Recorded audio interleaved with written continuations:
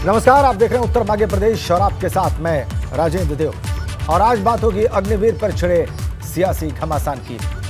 राजनीतिक गलियारों में अग्निवीर के खिलाफ, इस योजना के खिलाफ एक बार फिर से आवाज उठी है, लेकिन इस बार वजह सेना भर्ती के फॉर्म में जाति प्रमाण का कॉलम। और ऐसे में विपक्ष इस पर सवाल उठा रहा है कि अग्निवीर तैयार होंगे या जातिवीर।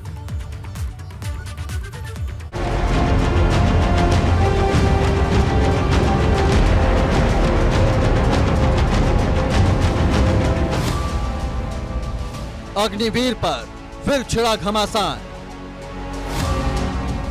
उठा सियासी सवाल, क्यों मांग रहे जाति का प्रमाण।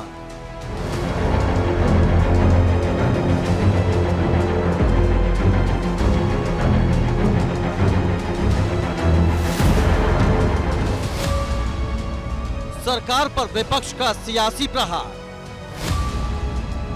अग्निवीर या फिर जातिवीर होंगे तैयार।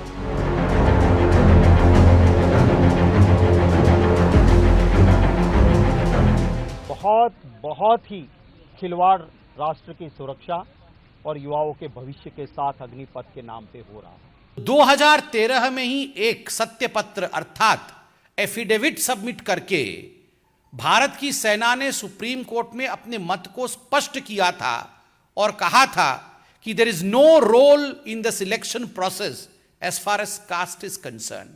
कोई रोल नहीं है, कोई भी इसमें धर्म और कास्ट के आधार पर सिलेक्शन का रोल नहीं है। देशभक्ति के जज्बे पर जाति की जकड़न,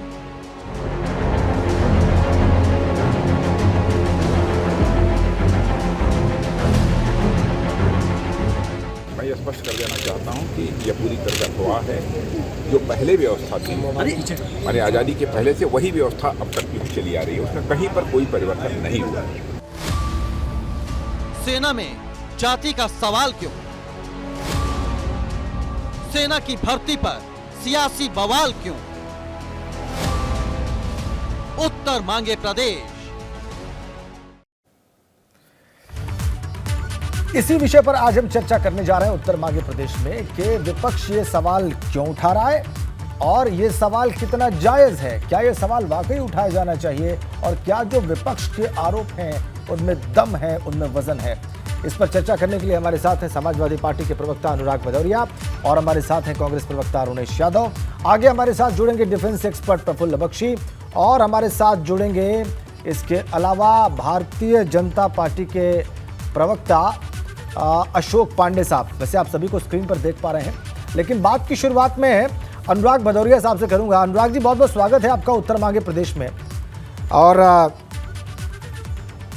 ये जो राजनाथ सिंह का उत्तर हमने आपको दिखाया, भारत के रक्षा मंत्री हैं और कह रहे हैं कि ये जो आज़ादी के पहले से जो चला आ रहा है वही सिस्टम हमने लागू किया है, कुछ नया नहीं किया है। तो अगर उनकी बात को सही माना जाए तो फिर तो ये बखेड़ा खड़ा किया गया है, इसका मतलब अनुराग जी?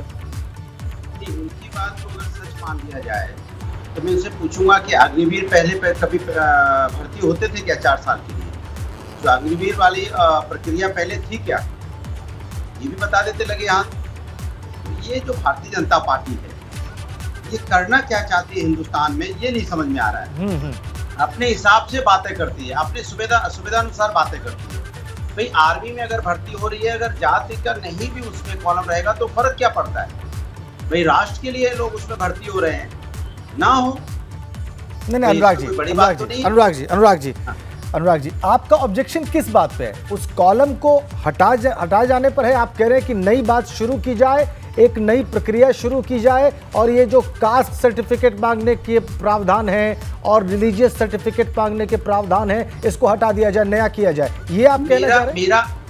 मेरा मानना यह है कि अग्निवीर जो इन्होंने स्कीम लागू की है, जी, ये स्कीम हिंदुस्तान के बच्चों के लिए, हिंदुस्तान के लिए उतनी अच्छी नहीं है। क्यों नहीं? अग्निवीर की जो सर्विस है आप 15 साल कर दीजिए। ये अनुराग जी, नहीं ठीक है। आप अगर अग्निवीर को चैलेंज कर रहे हैं, अग्निवीर योजना को क्वेश्चन कर रहे हैं, तो वो एक अलग चर्चा का विषय है, उस पर अलग से चर्चा हो सकती है। नहीं है, नहीं अलग चर्चा का विषय कुछ भी नहीं है।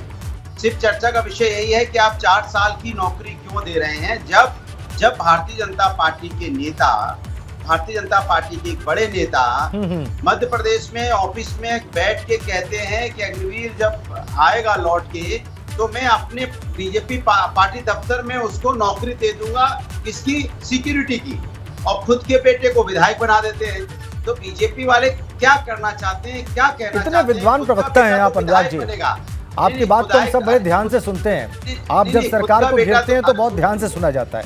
लेकिन मैं आज जो सब्जेक्ट लेके आया हूँ या जो चर्चा हम कर रहे हैं वो ये है कि संजय सिंह ने जो ट्वीट किया, जो बात कही कि आप जातिवीर बनाना चाहते हैं या अग्निवीर बनाना चाहते हैं, वो इन दो कॉलम्स को लेकर कही है, जिसमें कास्ट सर्टिफिकेट मांगा गया है और रिलीजन का सर्टिफिकेट मांगा गया है। इस पर मैं आपकी टिप्पणी चाहता हूं, इसको लेकर आप क्या सोचते हैं, आपका दल क्या सोचता है? देखिए, सबसे जैसे आपने भी बोला कि संजय सिंह ने ट्वीट किया, अब संजय सिंह ने जो ट्वीट किया है वो तो मैंने देखा भी नहीं, सही बात तो है। अच्छा, और जो प्रक्रिया की बात है, मैं दूसरी बात भी कह रहा हूँ, जो प्रक्रिया की बात है वो फॉर्म जब तक हमारे सामने नहीं आ जाता, क्योंकि फॉर्म भी हमने नहीं देखा।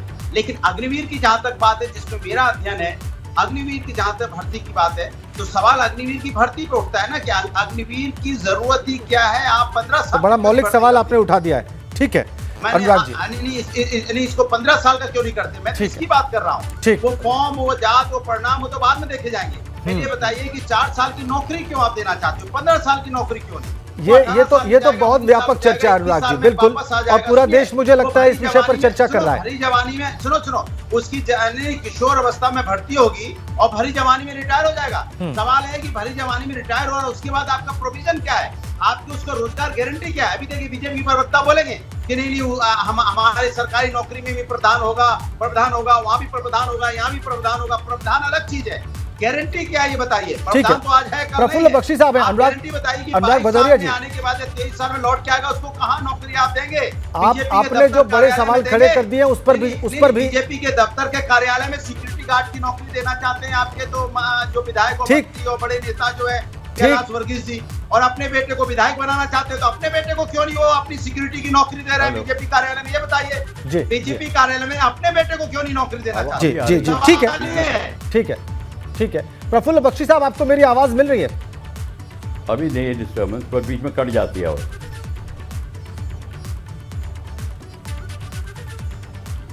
प्रफुल्ल जी, आपका बहुत बहुत स्वागत है इस चर्चा में। आपको मेरी आवाज बहुत स्पष्ट मिल रही है?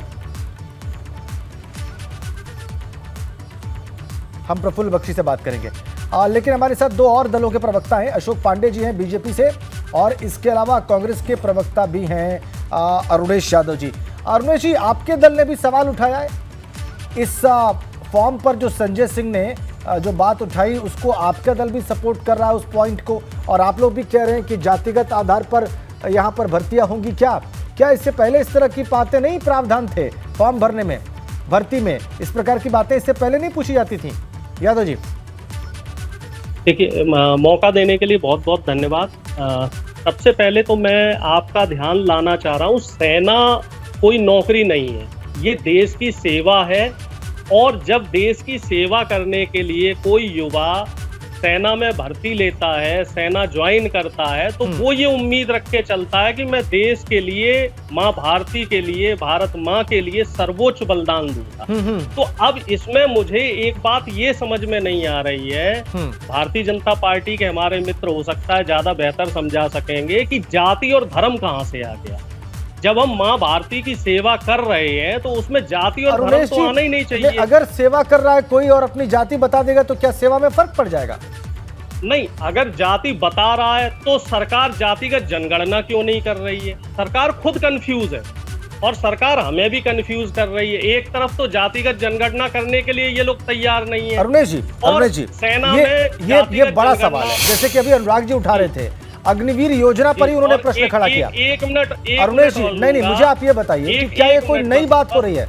अगर ये नई बात है तो फिर बताएं, हमारे सारे दर्शक भी समझेंगे कि जो आप बात कहना चाह रहे हैं वो कितनी जायज है। अगर ये कॉलम्स नए इंट्रोड्यूस किए गए हैं, अब तक नहीं थे, तो आप दावा करें, हमारे दर्शक और हमारे प्रवक्तागण देखें कि आप क्या कह रहे हैं। यादव जी, भाई निश्चित तौर पे सेना में कभी भी जाति और धर्म का जब भी भर्तियां हुई हैं तो इस तरह का कभी मेरी जानकारी में कोई कॉलम नहीं रहा है। और दूसरी बात मैं और कहना चाहूंगा, जहां बात होती है कि हमारा देश दुनिया का सबसे बड़ा लोकतंत्र है, मैं हालांकि ये मुद्दा नहीं है लेकिन मैं 1 मिनट जरूर लूंगा। एसएससी जीडी 2018 के छात्र नागपुर से दिल्ली पैदल आ रहे हैं और उन्हें आगरा में 2 दिन 3 दिन पहले आगरा में उन्हें रोका गया और वो शांतिपूर्ण तरीके से पैदल मार्च कर रहे हैं। और वो पैदल मार्च क्यों कर रहे हैं? क्योंकि वो व्यक्ति वो युवा हैं, वो युवा योग्य हैं और उनको नौकरियां नहीं दी जा रही हैं। वो जंतर मंतर पे भी 2 साल उन्होंने धरना दिया और नागपुर में भी वो 80 दिन आमरण अनशन पे रहे। अब वो बेचारे बच्चे पैदल आ रहे हैं, उनको फिर विषयांतर हो गया। यादव जी, हम लोग क्या बात कर रहे हैं, क्या उत्तर दे रहे हैं आप जो कह रहे हैं वो बेरोजगारी का विषय उठा रहे हैं, आप जो कह रहे हैं वो अनएम्प्लॉयमेंट का विषय है, बेरोजगारी और वाकई मुद्दा है, इस बात से इनकार नहीं है, बेरोजगारी वाकई मुद्दा है, इसमें कोई दो राय नहीं है यादव जी। लेकिन अभी हम जो बात कर रहे हैं उस पर फोकस रहिए ना। मुद्दे पे आ रहा हूँ कि जाति और धर्म का कॉलम सेना में नहीं होना चाहिए, क्योंकि इससे कहीं ना कहीं जो सेना में भर्ती, अरे तो जब आपकी सरकार थी तब आपने इसको क्यों नहीं हटा दिया? एक सेकंड, मुझे प्रफुल्ल बख्शी जी की बात सुनने दीजिए। मुझे एक मिनट यादव जी, मुझे जरा इस पर एक्सपर्ट कमेंट लेने दीजिए ताकि बात पहले साफ तो हो जाए। आप लोग ये कह रहे हैं कि ये कॉलम नहीं होने चाहिए। बख्शी साहब, बहुत बहुत स्वागत आपका। आपको मेरी आवाज मिल रही है सर? मिल रही है सर, यहाँ पे बात मिल रही है जी, यहाँ पे चर्चा हो रही है कि आरोप ये लगाया जा रहा है कि अग्निवीर की भर्ती की प्रक्रिया में सवाल पूछा जा रहा है, मांगा जा रहा है जाति सर्टिफिकेट और मांगा जा रहा है धर्म का सर्टिफिकेट। इस पर सवाल उठाए जा रहे हैं कि अग्निवीर आप भर्ती करना चाह रहे हैं कि जातिवीर भर्ती करना चाह रहे हैं, ये प्रश्न उठाया जा रहा है। तो ये प्रश्न आपको कितना जायज लग रहा है सर, ये बताइए। और ये बताइए कि क्या इससे पहले जब सेना की भर्ती होती थी तो उसमें ये सर्टिफिकेट्स नहीं मांगे जाते थे या ये कॉलम नहीं होते थे फॉर्म में भरने के लिए, या होते थे? बख्शी साहब। Thank you very much. ये जो क्वेश्चन उठा है, ये क्वेश्चन इसलिए नहीं उठा कि कोई पॉलिटिकल मुद्दा उठाना चाहता है, ये क्वेश्चन इसलिए उठा है कि लैक ऑफ नॉलेज है। देखिए, जब मैं अपने फादर ही नहीं मेरे ग्रैंडफादर की बात कर रहा हूँ, उस टाइम से ये दिया जाता था रेजिमेंट में, अहीरों की अलग कंपनी है, जाटों की अलग कंपनी है, शेड्यूल कास्ट सरदारों की अलग कंपनी है, उसके हिसाब से लिया जाता था और अभी भी लिया जा रहा है, उसमें कोई बात नहीं है। वो इसलिए नहीं लिया जाता था कि छुआछूत करनी है, वो इसलिए नहीं लिया जाता था कि कोई किसी से बड़ा या बुरा है, वो इसलिए लिया जाता था कि जब एक रीजन और एक जात के लोग इकट्ठे लड़ाई पे जाते हैं तो उनके बीच में एक सामंजस्य, एक किसके तरफ से कोऑपरेशन और एक दूसरे के ऊपर भावना बड़ी तगड़ी होती है। ये आज से 150 साल पहले से इंट्रोड्यूस हो चुका था तो अभी तक चल रहा है। अभी देखिए, सिख लाइट इन्फेंट्री में सारे जो है मजहबी सिख होते हैं। मजहबी सिख का मतलब है लोअर कास्ट के। क्यों होते हैं लोअर कास्ट के? आप वहाँ पे ब्राह्मण क्यों नहीं रखते?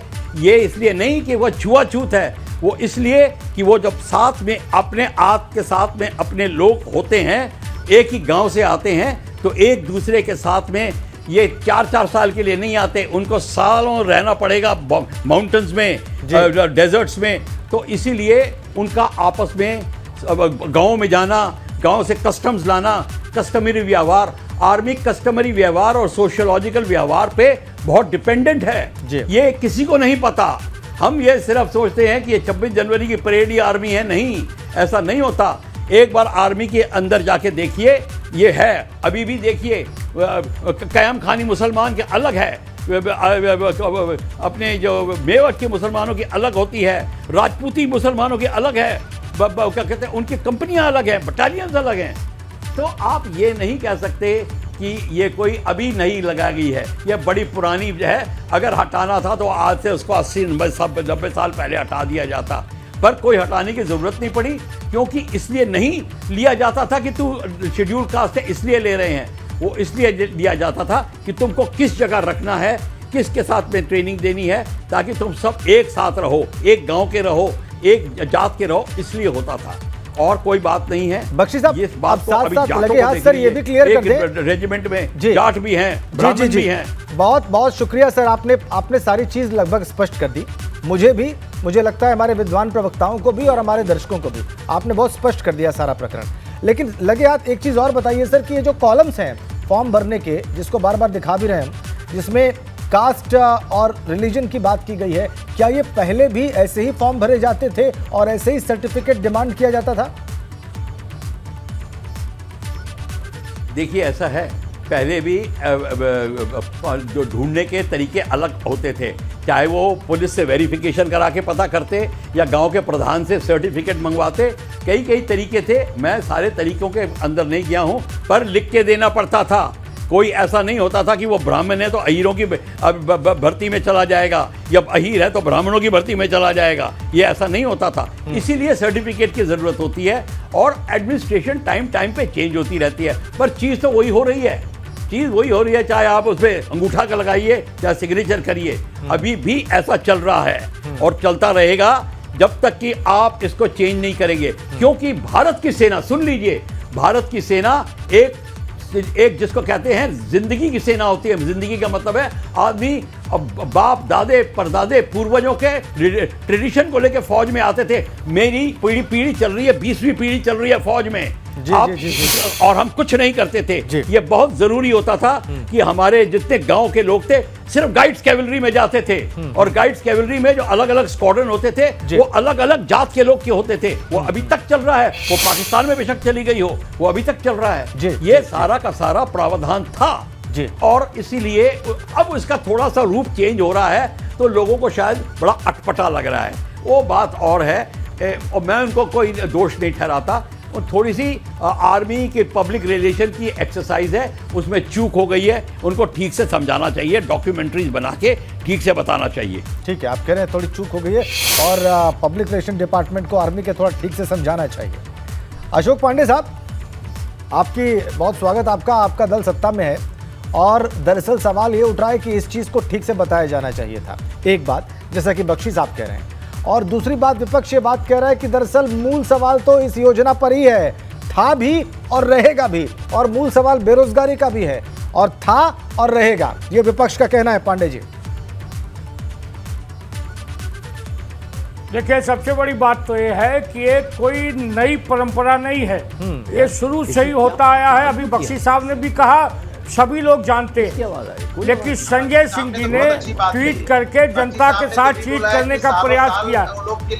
सबसे महत्वपूर्ण बात है कि विरोधी दलों के लोगों का काम सिर्फ विरोध करना है, हमारे अच्छे कामों का भी ये लोग विरोध करते हैं। मेरा ये मानना है, ये पुरानी परंपरा रही है। सेना में जातिवाद का कोई मतलब नहीं, संप्रदाय का कोई मतलब नहीं, लेकिन जाति रेजिमेंट है, राजपूत रेजिमेंट है, लेकिन जातिवाद फैलाने के लिए नहीं, अनुराग भदौरिया की पार्टी की तरह सांप्रदायिक विद्वेष फैलाने के लिए नहीं, जाति विद्वेष पैदा करने के लिए नहीं, देश की सेवा, माँ भारती की सेवा के लिए हमारे यहाँ जाट रेजिमेंट है, हमारे यहाँ सिख रेजिमेंट है, हमारे यहाँ राजपूत रेजिमेंट है, और हमारे यहाँ बहुत पहले से ये परंपरा है, ये कोई नई परंपरा नहीं है। लेकिन ये लोग सेना में भी राजनीति का प्रयास कर रहे हैं, ये दुर्भाग्यजनक है।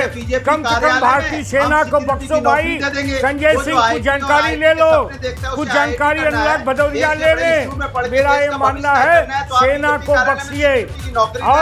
और जहाँ तक अग्निवीर की बात है, अब पूरी दुनिया में हर जगह लोग जाके सैन्य शिक्षा लेते थे, हमारे यहाँ भी ले रहे हैं। उसी में से हम सेना में भर्ती करेंगे। जो बाकी नौजवान हैं उन्हें सरकारी नौकरी देंगे, उन्हें नौकरी की व्यवस्था करेंगे। अच्छा, ठीक, खा देंगे, अनेक सुविधाएं देंगे। ये पूरे दुनिया में बात हो रही थी। काफी एक दूसरे को आप लोगों ने लागू है। दुर्भाग्य है भारत में इस तरह का विपक्ष है जो सेना में भी राजनीति। अच्छा ठीक, पांडे जी, मुझे ब्रेक के लिए रुकना है। भदौरिया साहब, एक छोटा सा ब्रेक लेना पड़ेगा यहाँ पे। बख्शी साहब ने जो बात कही, अच्छी बात यह कि आप सभी लोग उससे सहमत हैं और बख्शी साहब की बात का एहतराम कर रहे हैं। लेकिन इसी बात से जो बात मुझे समझ में आ रही है उसमें भदौरिया साहब मैं आपसे बात करूंगा। हमारे डिफेंस एक्सपर्ट प्रफुल्ल बख्शी साहब ने बताया कि क्या मतलब है जिन कॉलम्स का और ये कब से चली आ रही है। उसके बाद भी विपक्ष सवाल उठा रहा है, तो विपक्ष से सवाल बनता है। अनुराग भदौरिया हमारे साथ हैं, समाजवादी पार्टी के प्रवक्ता हैं। अनुराग जी, बात जब ये करनी थी कि अग्निवीर योजना को ही सवाल में घेरे में लाना था, तो फिर ये प्रकरण उठा क्यों? सवाल जो आप कह रहे हैं वही उठाया जाना चाहिए था, तो ज्यादा बेहतर होता। हाँ बिल्कुल बिल्कुल सही कह रहे हैं आप। और जैसे हमारे सम्मानित और बहुत ही रिस्पेक्टेड बख्शी साहब बैठे हैं, बख्शी साहब ने एक सेंटेंस में सारी बात कह दी।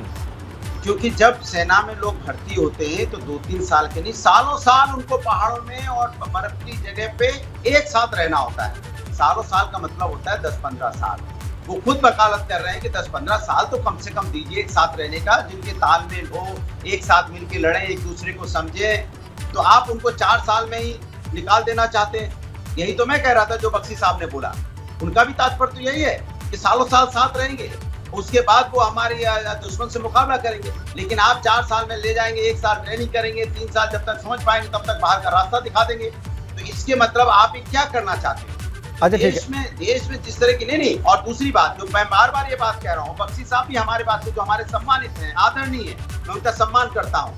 वो भी इस बात को मानेंगे कि बीजेपी के नेता अगर ये बोलेगा कि अग्निवीर आके हमारे बीजेपी के दफ्तर में सिक्योरिटी की नौकरी करेगा, और मंत्री जी खुद और जो विधायक जी और जो बीजेपी के नेता हैं कैलाश वर्गीय जी अपने बेटे को एमएलए बनाएंगे और अग्निवीर को वहां का सिक्योरिटी गार्ड में नौकरी देने का ऑफर करेंगे, तो मेरा मानना है कि तो अपने बेटे को उन्होंने बीजेपी कार्यालय में क्यों नहीं सिक्योरिटी गार्ड की नौकरी दी? सवाल ये उठता है, अग्निवीर ही क्यों? वो जो राष्ट्र की सेवा करके आया है, राष्ट्र की भावना है, जिसके अंदर सेवा करने की भावना है, देश को आगे ले जाने की भावना है, उसको आप सिक्योरिटी गार्ड में लगा देना चाहते हो? ये आपकी मानसिकता है क्या? इसलिए आप ये तय कीजिए कि 4 साल बाद जब लौट के आएगा तो उसको कौन सी नौकरी आप देंगे, कहाँ सम्मानजनक उसकी नौकरी होगी। अब भदौरिया साहब, ये जो बात आपने उठाई है इस पर भी मुझे लगता है बख्शी साहब की बात सुन लेनी चाहिए। लगातार मैं इस बात को उठा रहा हूँ, यही मेरा सवाल है। बख्शी साहब का कमेंट ले लेते हैं। आप नौकरी से निकाल देंगे। ठीक, आप चूंकि उनकी बात का सम्मान कर रहे हैं, आप कह रहे हैं वो आपके आदरणीय हैं, इसलिए बख्शी साहब की टिप्पणी यहाँ पर आवश्यक है। बख्शी साहब, समय बहुत थोड़ा सा बचा है। अनुराग भदौरिया जी ने बहुत बड़ा प्रश्न खड़ा किया है सारी योजना पर ही, इस पर आपकी टिप्पणी क्या है? आपकी टिप्पणी हो सकता है सभी को सेटिस्फाई करे। सर देखिए, ऐसा है, मैं तो अब बहुत पहले से बोल चुका हूं जो मैं बोलूंगा कि ये अग्निवीर, अब सुनिए ध्यान से, कि फौज में ये 4 साल के से मैं भी सहमत नहीं हूं। क्यों 4 साल? मैं सहमत, मैंने खुद कहा है 10 से 15 साल होना चाहिए, मैं बहुत पहले कह चुका हूं। पर अगर आप 4 साल के लिए किसी, सुन लिए, अगर आप 4 साल के लिए, अगर 4 साल के लिए किसी को ले रहे हैं तो उसकी तो आर्टिलरी गन की तो ट्रेनिंग ही नहीं पूरी होगी। 3.5 साल तो लगते हैं, और 1 साल बेसिक ट्रेनिंग वो तो खत्म हो जाएगी। इसीलिए ये जो बात है वो तो मैं पहले भी कह चुका हूं कि इसके ऊपर रिव्यू होना चाहिए। पर दूसरी बात है, अगर 4 साल के लिए आपने उसको लिया है, कुछ बेसिक ट्रेनिंग उसको मिलेगी, कुछ डिसिप्लिन उसमें आएगा, उसमें ऑनेस्टी, ड्यूटी कॉन्शियसनेस सारी आएंगी, और कुछ ना कुछ स्किल मिलेगा उसको। वो फिर गार्ड की नौकरी नहीं मिलेगी, उसको लोन मिलेगा और वो सिक्योरिटी एजेंसी खोलने लायक होगा। वो 12-15 लाख लेके जाएगा, पूरे 4 साल 40,000 रुपए महीने के कमाएगा, मुफ्त रोटी और रहना का होगा। अगर वो ना करता तो सिर्फ घूमता रहता खेत के अंदर। इतना ही समय था। मुझे लगता है आज की चर्चा के लिए बहुत माफी, चर्चा और बड़ी हो सकती है ये, और ये विषय बहुत बड़ा है, इसलिए खूब चर्चा हो सकती है इस पर। लेकिन इस समय के लिए, इस कार्यक्रम के लिए इतना ही समय है सर। बहुत बहुत धन्यवाद अनुराग जी आपका, बहुत धन्यवाद अशोक पांडे जी, बहुत धन्यवाद प्रफुल्ल बख्शी साहब इस चर्चा का हिस्सा बनने के लिए। और तमाम विचार आपने देखे, तमाम तर्क आपने देखे, और मुझे लगता है कि ये विषय बहुत स्पष्ट हुआ होगा आप सभी लोगों को। बहुत बहुत धन्यवाद उत्तर मांगे प्रदेश देखने के लिए।